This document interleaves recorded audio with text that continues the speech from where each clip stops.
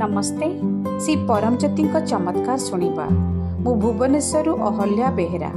मु सबुबले निजको ठीक बोली भाबुथिली। जेतेबेले मो परिवार सदस्य माने कौनसी काम मु चाहूथिबा परि करुनथिले मु सेमानंको उपरे अत्यंत क्रोधित हेउथिली।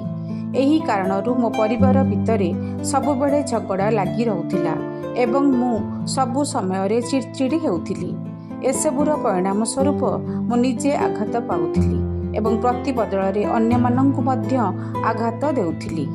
जदिओ निज भूल बुझी पारुथिली तथापि अन्यମାନଙ୍କୁ क्षमा करि पारु नथिली किंबा क्षमा मागी पारु नथिली। एथिपाई मु अत्यंत दुख अनुभव करुथिली। मु अन्यମାନଙ୍କ आगरे हसुथिबार अभिनय बजाई रखुथिले ମଧ୍ୟ आंतरिक भावरे बहुत दुखित थिली। मु अतीतर बोझको बोही चालुथिली। जीवन में कौनसी आनंद किंबा शांति नथिला। असुरक्षित भावना मते दृढ़ भावरे जाबुड़ी धरिथिला एवं बेले बेले मते लागुथिला जेपरी मु पागल होई जाइछि। 74,000 दीक्षायज्ञ एवं गुरुकुल प्रक्रिया रे अंशग्रहण करिबा परे मो जीवन संपूर्ण बदली जाइछि। मो भितरे संचित होई रहिथिबा आघात समाप्त होई जाइछि। परिवार भितरे किए कौन करुछंती ताहा मो पई आउ कौनसी फरक पकाउ नाही। मु आउ क्रोधित किंबा चिड़चिड़ी हेउ नाही। मु अन्य मानंकु सही परि भाबरे ग्रहण करबाकू सक्षम अटे जेपरि सेमाने अछंती।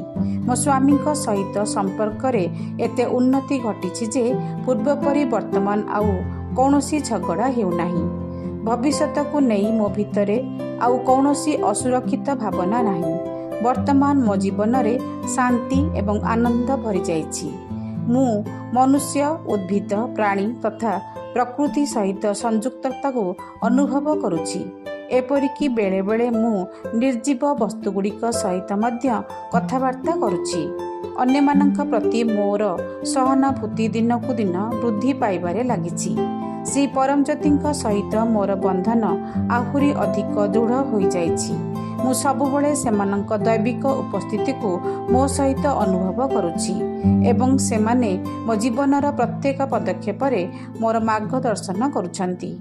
मते केवल बंचिबार स्थिति वास्तविक जीवन को जीवार स्थिति को आनिथिबा श्री परमज्योति प्रति कृतज्ञता व्यक्त करिबा पई शब्द पर्याप्त नुहे।